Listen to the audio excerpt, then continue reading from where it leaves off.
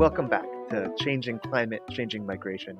This is a podcast from the Migration Policy Institute that looks at how climate change is impacting human migration around the world. I'm Julian Haddam, your host and the editor of MPI's online journal, the Migration Information Source, which has published a special series of articles about climate and migration to complement this podcast. Those articles are online at migrationpolicy.org/climate. Whenever we talk about migration, we need to acknowledge that there are a lot of characters involved.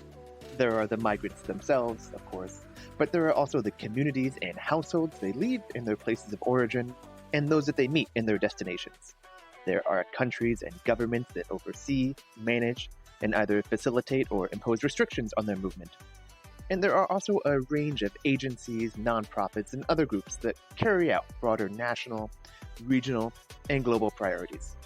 And today I want to focus on this last group, the development agencies, as well as the banks and financial institutions who help set the tone for what happens on the ground. These groups can have a pretty big impact on migrants' experiences, including, in some cases, making it easier for people to stay where they are and not become migrants in the first place. These groups are active in development work and, in some cases, are trying to mitigate the negative effects of climate change. But how does this overlap with work on migration, and are they taking all of these elements into consideration? To help answer this question, I am very excited to be able to talk with Timo Schmidt. Timo does research with MPI's sister organization, MPI Europe, based in Brussels, and he has recently been working on a project examining this very issue for the European Investment Bank. Timo, thank you so much for coming on. Thanks so much for having me, Julian. So let's start with the basics. Responding to climate change is pretty expensive.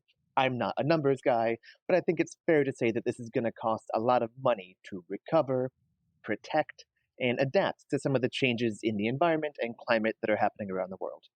Money, especially foreign aid and assistance money, is often pretty limited. So what role do development banks and financial institutions play in translating these global priorities about responding to climate change into practice?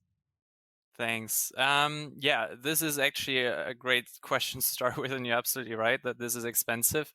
I think maybe to start off, it helps to have a bit of the context on, where do these numbers come from, and also what is the policy context around that to better understand the role of development banks and finance institutions.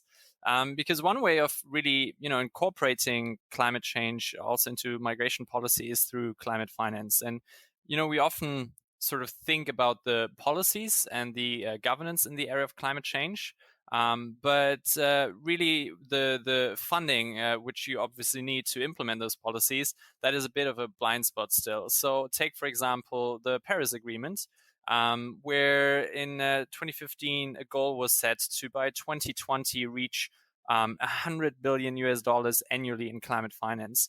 Now, this target hasn't really been met, and actually after 2017, we've also seen a bit of a decrease in growth in climate contributions. So it is quite challenging to actually get up to the kind of promises that are being made in terms of what level of funding should be there. And also we see this in similar other international governance frameworks. The Global Compact for Migration has an entire subparagraph dedicated to disaster displacement. Which of course provides a good link between climate change and human mobility, and still we see that to actually implement these sort of policies or the kind of frameworks around them, the funding is still limited. So there is a multi-partner trust fund for the GCM, which was launched, and it has only reached halfway its target. So it is indeed quite a complex and difficult sort of area for investment.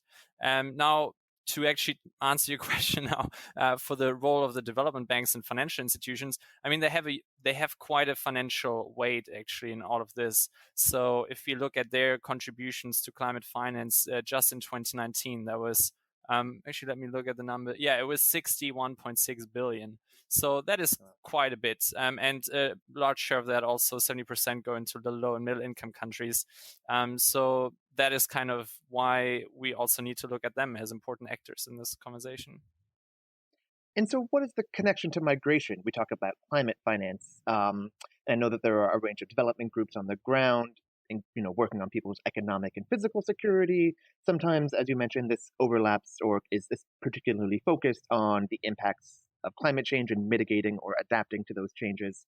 Um, but is there much overlap with what's happening on managing migration, or is there more room to a little bit more precisely focus on the intersection of some of these issues? Yeah, I mean, so maybe before we go into this, it would be good to just break down what climate mitigation and climate adaptation actually means, because those are two terms that are really key in this conversation around climate finance. And they're important to distinguish when we talk about migration, which I'll also get to in a second. So climate mitigation strategies really look at more the long-term solutions to tackling climate change, so trying to tackle the causes of climate change, whereas adaptation is more concerned with, is very closely related to the concept of resilience, to adjusting to the impacts of climate change, so trying to increase adaptive capacities in the longer term. Actually, I I sometimes think of it, or there's a good example of how to think of it. It's sort of like a ship that has a leak, a hole and is sinking. And one way to address this would be by just taking a bucket and pouring water out. That would be the adaptation part. The other one is to actually seal the hole and to address the underlying cause, which is the mitigation part. Now, when Yeah, we that's a great analogy. I love that. That's yeah, great. exactly. And I mean, it's kind of, the problem is, unfortunately, we live in a world where the ship is already kind of sinking. So we also need to adapt. So you would kind of ideally hope that we could just concern ourselves with the mitigation part, but it's not the case. And that is actually what brings us to migration. Because here, climate adaptation is much more closely linked to human mobility. This is really about minimizing the adverse drivers that force people to leave their regions of origin. But on the other hand, also, and you mentioned this, it's also about providing assistance to those who actually cannot leave, those who remain trapped in climate-affected areas, because some communities or some populations don't have the resources to actually move and get out of harm's way. And we're talking about quite a I don't want to overstate this issue, because there's also a whole kind of conversation to be had around how we communicate about this. But just looking in the past a little bit, when we look at internal displacement, the ratio of those being displaced in the context of these weather-related disasters and those in the context of conflict is 3-1. So there is certainly kind of a group or a segment of the population where there is an obvious need to invest in their resilience. Yeah. And so what does that investment look like when these institutions invest in resilience, as you say? I guess what does that mean for those communities? I mean, what shape does it take? I know that you've looked in a little bit into this. I mean, what approaches are institutions taking to manage this issue? Yeah, exactly. So we've done a bit of a mapping, talking to a lot of the multilateral development banks and development financial institutions over the course of the past few months to get a bit of a sense of, yeah, as you said, like what kinds of investments they're actually doing. And I mean, I don't want to go into too much depth, but here I think it would be worth just pointing out like a few of the approaches that you could think of when you think of what is climate finance in the context of human mobility. And one which we have, based on this mapping, seen come up quite a lot is about infrastructure. So making infrastructure more resilient and rebuilding settlements after sudden disasters. This actually makes up almost a quarter of total MDB climate financing. So it's quite a lot. And again, this is a bit about, making communities more resilient, which would be also in the context of then decreasing displacement risks, or as I said earlier, following a disaster, rebuilding infrastructure. Of course, there's a whole kind of conversation to be had around how to evidence that and what is the sort of impact chain. Maybe first we can, I'll just briefly mention a few other examples. So another one which is a bit more perhaps direct and immediate in terms of its targeting would be climate risk financing. So here the idea is that you have insurances that trigger a payout when a disaster or an event that kind of falls under that category occurs. And it's something that these development banks have engaged in a bit more recently, and it's still, there's relatively little evidence of what works and what doesn't. So not not that much progress on here, but still it's one of those strategies. And a third one, really important to mention, is responding to the challenges from climate-related movements. So this would be about alleviating pressures following an influx, for example, which oftentimes would occur in the context of rural to urban migration, since a lot of the climate displacement that we see, or climate-related displacement, I should say, is after all internal. And a fourth approach, which you probably know, is there's this whole policy talk around leaving no one behind. So both at EU level, also international level, and here it's really about ensuring that communities at risk, including migrants, are not left behind as part of the green transition. So how can they also benefit from these new sectors? Could they be part of could they be employed in some of these sectors, or can some of that clean and affordable energy, could they have access to that? So it's a bit more the conversation around leaving no one behind there, which obviously also relates to the SDGs, the Sustainable Development Goals. And then finally, an important one, but not, well, based on our mapping, certainly not one there where there's right now a huge amount of interest, is to then leverage migration also as a means to adapt. So seeing migration as an adaptive strategy, actually. But that's still a last resort, because even governments themselves are quite reluctant to move entire communities out of harm's way, since for cultural reasons, logistical reasons, all kinds of reasons. So there might still be room for these development banks in the future to help in terms of technical assistance, but not to the extent as these infrastructure investments. So that's just kind of a mapping based on our mapping of the sort of approaches that you see on the ground. That's great, and that's super comprehensive. I really appreciate that. So I guess what's in it for the banks and these financial institutions? I mean, what is their goal? Or, like, how do they profit from this climate financing? Yeah, that's a tricky conversation, to be honest, because no, I mean, so on the one hand, of course, it's sort of within their mandate, right? They're development banks. It's what they do. It's about driving economic and social progress. And there is an obvious need to, as I said, to increase resilience for affected communities. So it's just partly a matter of principle. But there's also, this question around which, I mean, we're talking about development banks, and part of that definition is banks. So sometimes we're also, or they're looking also at how there's sort of an investable case for them, right? And this is really where it gets tricky, because on the one hand, we know that thanks to a number of initiatives, also now by non multilateral development bank actors, that investing in the resilience of vulnerable populations, it works. I mean, it can work. So these are not just vulnerable populations, but they're also resilient and resourceful. So investing makes sense from a sort of business point of view, right? But then the broader question I think you have to ask is, I mean, when we talk about climate change, we usually talk about the loss and damage associated with that. So is there really a justified case for development banks to provide loans that countries and communities have to pay back, considering that with that loss and damage, the more better logic perhaps would be one of compensation. So providing grants rather than loans, if we say it in financial terms. So on the one hand, just to kind of make that clear, it's within the mandate. There's also some sort of business case around it, if you like.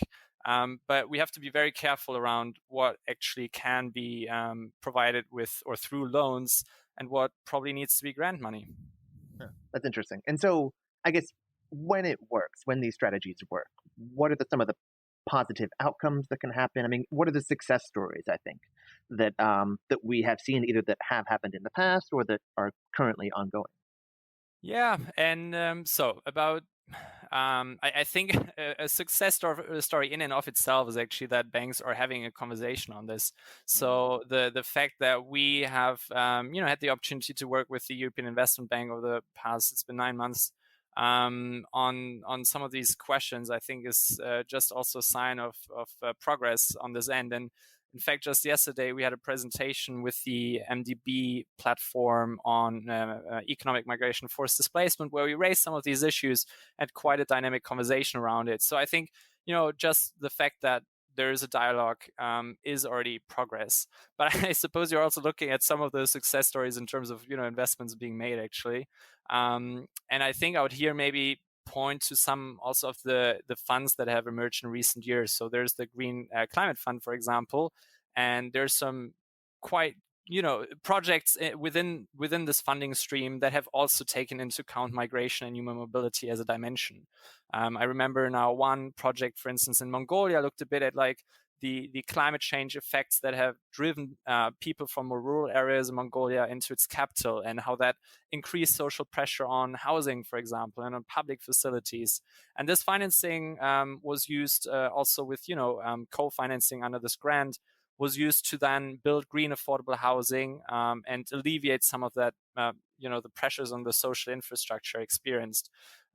So that would just be one of the examples of how this could work. And obviously there needs to be a whole kind of impact chain and a monitoring concept beneath that to make sure that you actually reach these intended communities. And I mean, if you want to talk about challenges, just to kind of already say that is a huge challenge, of course. It is like making sure that the money goes where it's supposed to go. Exactly. Yeah. And I so mean, I guess yeah. Go ahead. No, I was just saying, I mean, with some of these concepts, like if you invest in infrastructure, it always depends a bit on what kind of infrastructure as well, right? If you build a bridge following disaster, you're pretty unlikely to find a direct link to migration or human mobility. If you have, say, climate insurance, and you're directly targeting some of those vulnerable communities where these are communities that are exposed to disaster risks, they are vulnerable. So then we're already talking about a bit more of a direct link. But it's not as simple as that. There are obviously other kind of challenges and environmental challenges around that as well. Yeah. One thing I'm really interested in is that we know the impacts of climate change are only going to get more extreme in coming years. And so as you look at what works or what some of the challenges are, I guess what advice might you have, or what should these institutions be doing now to account for how things are going to change in 10 years, 20 years, 30 years, when it seems the impacts of global climate change are going to be more pronounced and more severely impacting more people? So I guess what should these institutions be doing now to prepare for that future? And are they doing it? Are they prepared for what is yet to come? Yeah, think of that ship. I mean, Yeah, exactly. Yeah. on the one hand, what we've seen in terms of climate finance by these institutions is that a lot of it actually still goes to mitigation rather than adaptation, 70% in fact. And as I said earlier, of course, it's important. But if we're talking about reaching vulnerable communities, so those already, they're trying to, take the buckets and get the water out, you need adaptation financing as well, climate adaptation financing. So, and this is something they've been trying, and there's progress towards balancing that out a bit, but it's still not nearly where it should be, probably. So that would be one thing. Another would be to also don't operate in silos. I mean, I can't emphasize that enough, but a lot of it also boils down to facilitating knowledge exchange. Just having done this mapping now, we know some banks are just so much better at doing that sort of analysis you need to even understand in the first place where investment needs, and other banks are really good with like technical assistance and having funding available. So it's also about trying to engage in partnerships and seize upon these sort of comparative advantages. And then, I mean, I mentioned it earlier, and I certainly don't have a magic silver bullet to it, but investing in monitoring mechanisms is key to also build the evidence base. Like, what is the benchmark for success when investing in these sort of projects? How do you evidence this? I mean, there's some progress being made, of course, by these development actors, these banks, but it still remains a bit of a challenge. And I think I would say here also that the policy guidelines that are available at the moment don't necessarily, always help or always get it right either. they do also remain relatively disconnected. So say we have a lot of policies on climate change, a lot of policies on migration, but what is the link and how do we evidence that? Which is still a challenge. So also trying to pursue that a bit. And what else? I mean, it's also a bit about anchoring this institutionally, I would say. Actually going around, and this is what the EIB has done as well now, or what we've done together with the EIB, is to get a few people around the table within banks and have a conversation about this topic. So obviously, this was already on their radar long before, but it just actually helps to drive that progress a bit, to anchor it also institutionally. So those would be a few, I think, points or pointers. But you sound more optimistic than pessimistic. I mean, it seems like things are moving in the right direction, but there are still steps to be made. Is that a fair characterization? Yeah, I think I attended a lecture by Madeleine Albright once, and she said she's an optimist who worries a lot, and that really stuck with me. And I'm just going to appropriate that here and use it as well. So yes, I am in a way optimistic, because the past few months working on that project have shown me that there's the kind of progress that we made within a few months is great. There's a conversation going on, and I feel it's actually almost there. Like the right questions are being asked, and that's always a good sign if the right questions are being asked. And there's already coordination platforms in place. But it's coming back again to the sinking ship. I hope I'm not milking that analogy too much, but it's sort of I'm optimistic that things are happening. It's more the question when, because there's only so much time. And time is really against you in this conversation. So, I'm relatively optimistic. I think you could say that. And I suppose time will tell if that was a fair judgment. Oh, that sounds like a great point, I guess, to leave things here. But I really enjoyed this conversation, and this is certainly an issue that I, and I hope others, will be keeping our eyes on going forward. Timo Schmidt is a research assistant at MPI Europe, who focuses on asylum policy, development, migration forecasting, and the link between climate change and human mobility. As he mentioned, over the past few months, he has been working on a project looking at the linkages between climate finance and mobility and the role of international financial institutions. He also made a documentary series about a bike ride through Europe in the wake of the 2015-2016 refugee and migration crisis, which I encourage all of our listeners to check out. That is online at refugeeroads.com. And Timo, where can people find you online if they want to keep in touch or keep tabs on what you're doing? Thanks so much, first of all, for having me. It was really a pleasure. And in terms of keeping in touch, always on my the link on our website, MPI Europe, so migrationpolicy.org, and on Twitter. And now, obviously, I have forgotten my Twitter handle. I think it is Timo _A_Schmidt. So I'll leave you with that. Okay, well, awesome. Thank you so much for coming on, Timo. I really appreciate this. This has been a lot of fun. Thanks so much.